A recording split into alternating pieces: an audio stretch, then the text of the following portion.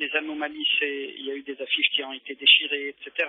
Les candidats ne donnent pas à l'avance les lieux où ils vont faire leur campagne ou leur meeting. On a vu qu'il y a certaines tensions et certaines frictions un petit peu, ou des violences verbales, des petits accrochages, mais en gros, la campagne, elle a été calme. On a vu que lorsque les candidats eux-mêmes se déplacent, il y a un plus grand engouement, à la limite, ça c'est normal. Sur Facebook et sur Internet, ce qu'on constate aussi, ceci il est plus grave, on commence à dire que les élections vont être truquées, le camp d'un candidat parle de la grande possibilité de trucage au niveau des élections. On pense que, au niveau de la société civile, on ne voit pas d'indicateurs objectifs qui le montrent. L'ISI a amélioré sa performance lors des premières élections présidentielles. Il y a 40 000 représentants des deux candidats qui seront présents dans les bureaux de vote. Il y a aussi à peu près 15 000 observateurs de la société civile qui ne soutiennent ni X ni Y, mais ils sont là pour la transparence du procès. On ne voit pas un grand risque de manipulation des élections le jour du scrutin.